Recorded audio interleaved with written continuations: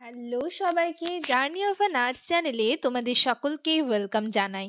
তো আজকে আমি আরেকটা খুব ইম্পর্ট্যান্ট টপিক নিয়ে ডিসকাস করব। তো ডিসকাস করার আগে তোমাদেরকে বলে রাখি, যারা আমার চ্যানেলে নতুন এসছো, প্রথমবার আমার ভিডিও দেখছো, তাদের যদি ভিডিওটা ভালো লেগে থাকে বা হেল্পফুল বলে মনে হয় বা তোমাদের ইনফরমেটিভ বলে মনে হয়, তাহলে অবশ্যই ভিডিওটাতে লাইক এবং শেয়ার করবে। চ্যানেলটিকে অবশ্যই সাবস্ক্রাইব করে রাখবে নার্সিং রিলেটেড নতুন নতুন আপডেট এবং অথেন্টিক সব ইনফরমেশন পাওয়ার জন্য। তো ভিডিওটা আশা করি সকলেই শুরু থেকে শেষ পর্যন্ত দেখবে, কেউ স্কিপ করবে না।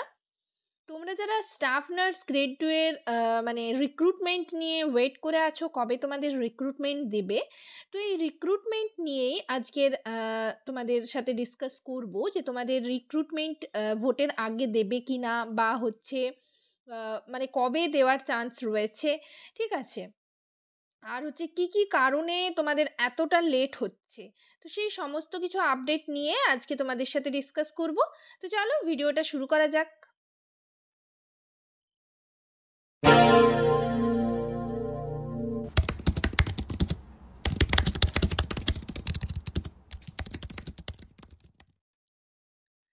তো আমি তোমাদের বললাম যে স্টাফ নার্স গ্রেড 2 নিয়ে আজকে ডিসকাস করব তোমাদের সাথে।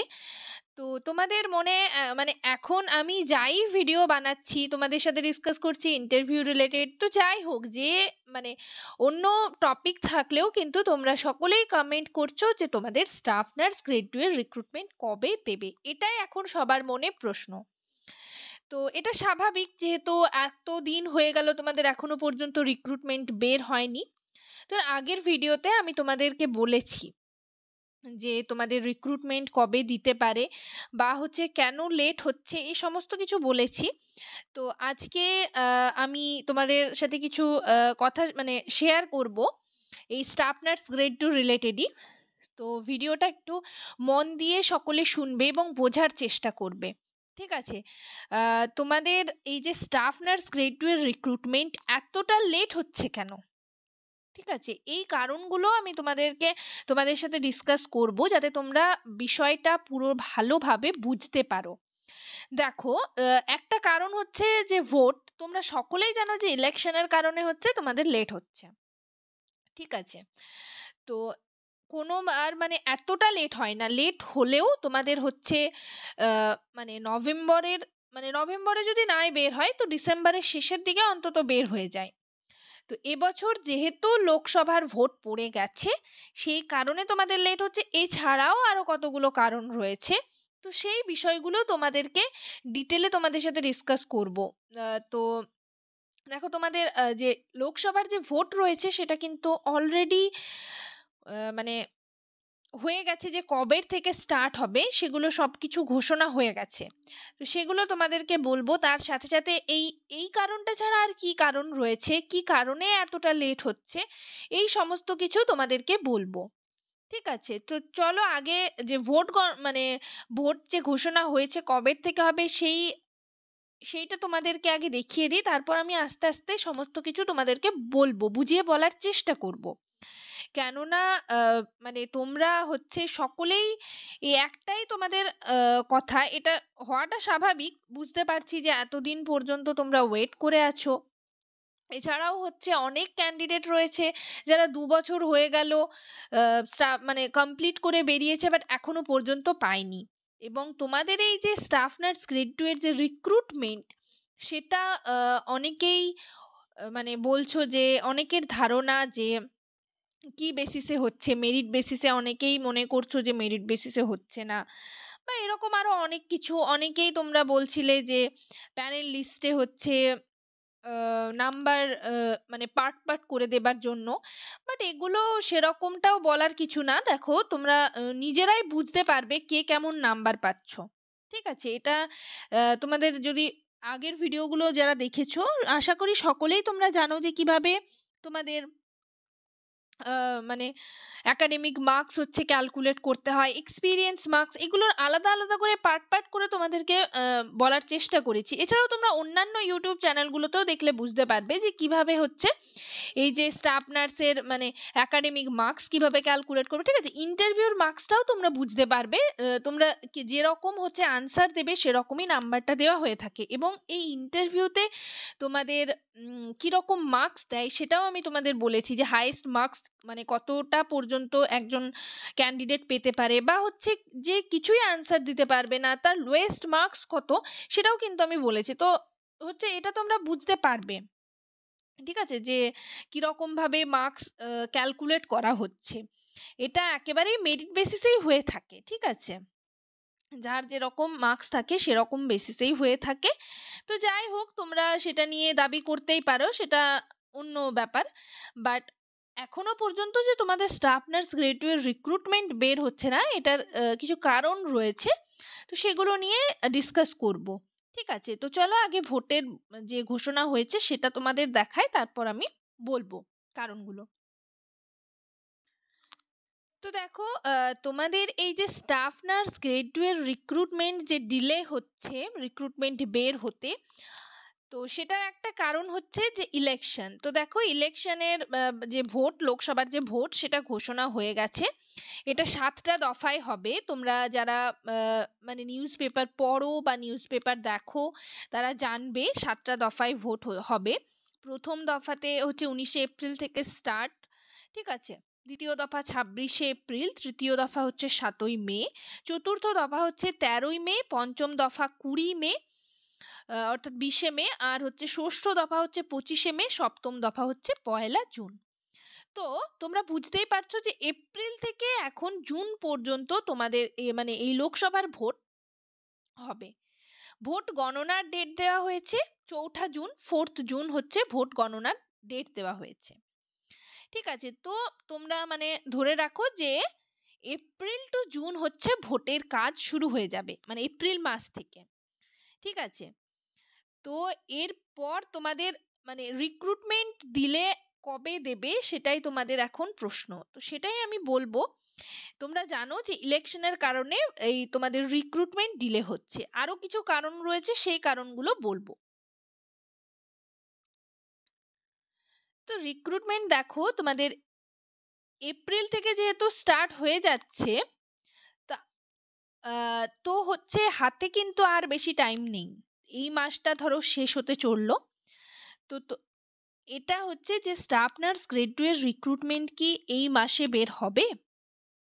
যেহেতু এপ্রিল থেকে জুন পর্যন্ত ভোটের কাজ শুরু হয়ে যাবে, তোমাদেরকে আমি আগেও বলেছি যে ভোটের কাজ একবার স্টার্ট হয়ে গেলে সেটাতে তখন কিন্তু আর এই এত বড় রিক্রুটমেন্ট প্রসেস স্টার্ট করা কিন্তু সম্ভব নয়।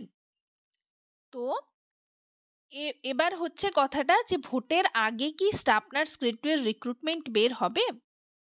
যেহেতু এই প্রসেসিং এর ব্যাপারটা অনেকটা একটা মানে অনেক দিন টাইম লাগে এবং অনেক কিছুর ব্যাপার রয়েছে, তোমরা জানো যে রিক্রুটমেন্ট একবার অফিসিয়ালি ওয়েবসাইটে নোটিশ পাবলিশড হবে, তারপর ফর্ম ফিল আপ স্টার্ট হবে, ঠিক আছে। এগুলো করতে কিন্তু অনেক মানে অনেক কিছুই লাগে, তোমরা সেটা বুঝতে পারবে। এবং এগুলোর মধ্যে কিন্তু অনেক ব্যাপার রয়েছে। রিক্রুটমেন্ট স্টার্ট হবে, সেগুলো ধরো দেখতে হবে। রিক্রুটমেন্ট স্টার্ট হওয়ার পর ফর্ম ফিল আপ স্টার্ট হবে, এরপর ফর্ম ফিল আপের এডিটিং এর জন্য আরো 1 মাস যাবে, ঠিক আছে। কেউ যারা মিস করবে, কোনো মিস্টেক হবে, তাদের জন্য এডিটিং অপশন থাকবে, আরো 1 মাস যাবে। এরপর হচ্ছে তোমাদের কল লেটার দেওয়া হবে, ইন্টারভিউ ডেট দেওয়া হবে, ইন্টারভিউ হবে, ঠিক আছে। তো ইন্টারভিউর পর আবার প্যানেল লিস্ট বের হবে। তো এটা একটা মানে লেন্দি প্রসিডিওর, ঠিক আছে, লেন্দি একটা প্রসেসিং এর ব্যাপার রয়েছে, ঠিক আছে। তো এই প্রসেসটা কিন্তু অনেকটা টাইম লাগবে। তো সেক্ষেত্রে তোমাদের যদি আগে দিত, রিক্রুটমেন্ট নোটিশ পাবলিশড হতো, তো তাহলে কিন্তু মানে হয়ে যেত। যেহেতু ভোটের ডেট পাবলিশড হয়ে গেছে, সেহেতু কিন্তু মানে তোমাদের কবে দেয় রিক্রুটমেন্টটা সেটাই ব্যাপার। আর একটা কারণ আমি তোমাদের বললাম যে ইলেকশন, ঠিক আছে। তো কোনোবারেই এতটা ডিলে হয় না, তোমরা সেটা সকলেই জানো যে নভেম্বর ডিসেম্বরের শেষ দিকে কিন্তু রিক্রুটমেন্ট নোটিশ পাবলিশড হয়ে যায়। তো একটা কারণ হচ্ছে ইলেকশন, 2 নাম্বার কারণটা হচ্ছে কন্ট্রাকচুয়াল পোস্ট। এই যে স্টাফ নার্স গ্রেড 2 এর যে কন্ট্রাকচুয়াল পোস্টগুলো বের হচ্ছে, সেটা নানা রকম হসপিটাল বলো, ঠিক আছে, হসপিটালে হচ্ছে কন্ট্রাকচুয়াল পোস্ট বের হচ্ছে, এবং সিএইচও পোস্ট হচ্ছে কন্ট্রাকচুয়াল। তো যখনই হচ্ছে কোনো হসপিটালে স্টাফ ক্রাইসিস হচ্ছে, ধরো স্টাফ ক্রাইসিস তো হয়েই থাকে, প্রত্যেকটা হসপিটালে স্টাফ ক্রাইসিস হচ্ছে, সো হচ্ছে স্টাফ নার্স গ্রেড 2 রিক্রুটমেন্ট খুবই প্রয়োজন। কেননা প্রত্যেকটা হসপিটালে অ্যাভেলেবল স্টাফ নেই, পেশেন্টের তুলনায় কিন্তু স্টাফের মানে সংখ্যাটা অনেকটাই কম। তো সেক্ষেত্রে কিন্তু প্রচুর পরিমাণে স্টাফের প্রয়োজন হয়। বাট কি হচ্ছে যে কোনো একটা হসপিটালে ধরো স্টাফ ক্রাইসিস হচ্ছে, তখন কিন্তু সেই হসপিটালে পার্টিকুলার সেই হসপিটালটাতে কিন্তু স্টাফ নার্স কন্ট্রাকচুয়াল পোস্ট বেরিয়ে যাচ্ছে।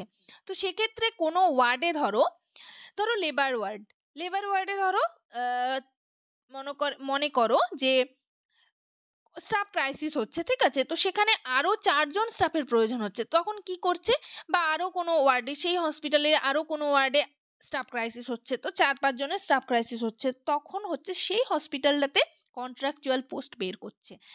ফলে কি হচ্ছে যে সেখানে যে স্টাফ ক্রাইসিস হচ্ছিল সেটা কিন্তু কন্ট্রাকচুয়াল পোস্ট দ্বারা, যারা কন্ট্রাকচুয়াল পোস্ট অ্যাপ্লাই করছে পেয়ে যাচ্ছে, সেখানে কিন্তু আর স্টাফ ক্রাইসিস হচ্ছে না। এরকম প্রত্যেকটা হসপিটালগুলোতে স্টাফ ক্রাইসিস হচ্ছে, কন্ট্রাকচুয়াল পোস্ট নেওয়া হচ্ছে, ফলে সেখানে যারা স্টাফ নার্সে জয়েন করছে কন্ট্রাকচুয়ালি, তখন কিন্তু তারা জব করছে 3 বছর 1 বছর, যেরকম কন্ট্রাকচুয়াল রয়েছে, সেক্ষেত্রে আর কিন্তু কোনো ক্রাইসিস হচ্ছে না।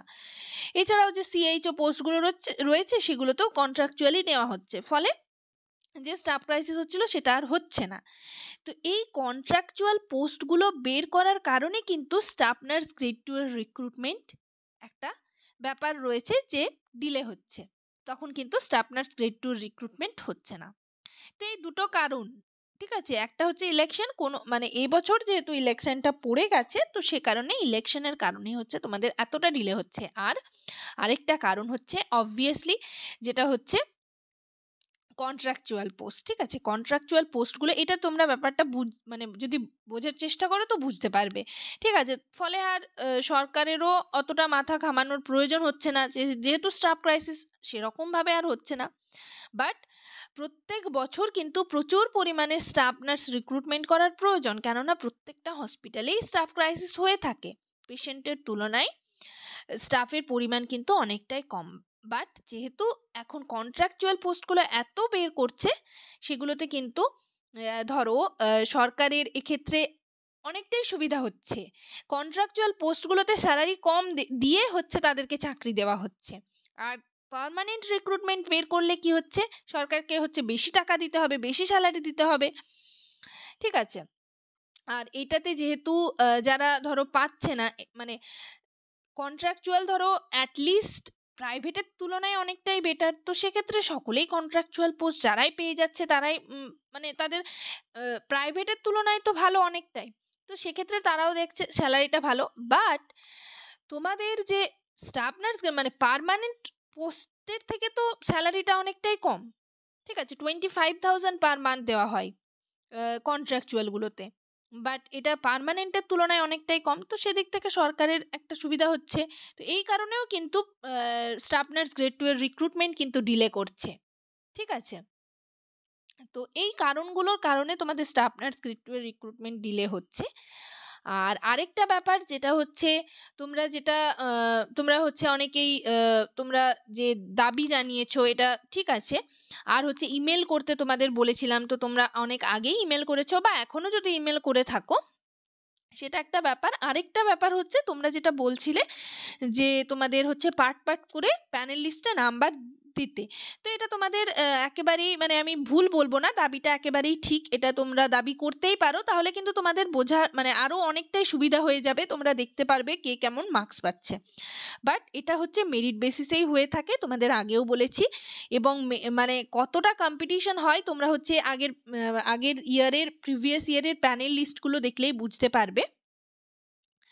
আর তোমাদের হচ্ছে স্টাফ নার্স গ্রেড 2 এর রিক্রুটমেন্ট আমার মতে হচ্ছে এখন তোমাদের রিক্রুটমেন্ট নোটিশ কিন্তু পাবলিশড হবে না। এটা কিন্তু তোমাদের যতদূর সম্ভব ইলেকশনের পর রিক্রুটমেন্ট পাবলিশড হবে। কেননা যেহেতু স্টাফ ক্রাইসিস এর তোমাদের আমি বললাম যে এখন আর স্টাফ ক্রাইসিস হচ্ছে না, যেহেতু কন্ট্রাকচুয়াল পোস্ট নেওয়া হচ্ছে। এছাড়াও হচ্ছে এই রিসেন্ট যে সেকেন্ড প্যানেল লিস্ট বের করা হলো, তো সেক্ষেত্রে কিন্তু প্যানেল লিস্ট মানে সেখানে কিন্তু অনেক ক্যান্ডিডেটকে নেওয়া হয়েছে, তোমরা দেখেছো, আমি লিস্ট নিয়ে মানে ডিসকাস করেছি। তো সেক্ষেত্রে কিন্তু যেহেতু আবারও একটা প্যানেল লিস্ট বের করা হলো, তো তোমাদের কিন্তু রিক্রুটমেন্ট নোটিশ পাবলিশড হবে ইলেকশনের পুরো কমপ্লিট হয়ে যাওয়ার পর। মানে এপ্রিল টু জুন তোমরা মানে আশা একদম ছেড়েই দাও যেটা বলা যায়। তারপর কিন্তু তোমাদের রিক্রুটমেন্ট প্রসেস বের হবে, আর তারপর যেরকম প্রসেস হয় সেরকম প্রসেসেই চলবে। আর এর আগে যদি রিক্রুটমেন্ট মানে বেরিয়েও যায়, ধরো এই মাসটাই বলা চলে, বা হচ্ছে এপ্রিলের ফার্স্ট উইকে যদি বের হয়, তো আমি ইনফর্ম করে দেবো তোমাদের, এবং তোমরা সকলেই জানতেও পারবে। এখনকার সবাই তোমরা ইন্টারনেটের যুগে সকলেই জানতে পারবে। তো যাই হোক, এই ইনফরমেশনগুলো মানে যাই হোক, তো এইগুলোই তোমাদের সাথে ডিসকাস করার ছিল। এই স্টাফ নার্স গ্রেড 2 এর এই রিক্রুটমেন্টের ব্যাপারে এগুলোই ডিসকাস করার ছিল। আর আরেকটা বিষয় হচ্ছে যে অনেকেই তোমরা ট্রান্সফারের ব্যাপারে জিজ্ঞেস করছিলে। তো ট্রান্সফার নিয়ে আমি তোমাদের জেনারেল ট্রান্সফার বলো বা মিউচুয়াল ট্রান্সফার নিয়ে আমি ভিডিও তোমাদের সাথে আবার শেয়ার করব।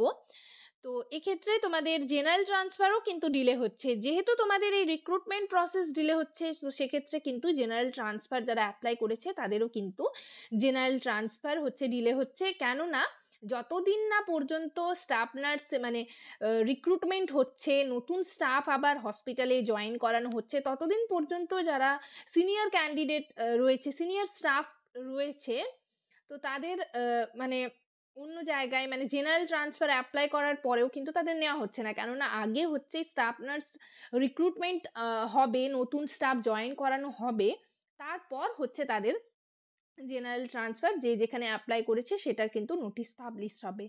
তো এই আজকে তোমাদের অনেকগুলো বিষয় নিয়ে তোমাদের ডিসকাস করলাম, যে তোমাদের স্টাফ নার্স গ্রেড 2 এর রিক্রুটমেন্ট কবে বের হবে, কবে বের হতে পারে, কেন এতটা ডিলে হচ্ছে এবছর, ঠিক আছে, কি কি কারণে এতটা ডিলে হচ্ছে। তো এই সমস্ত কিছু ব্যাপারগুলো তোমাদের সাথে ডিসকাস করলাম।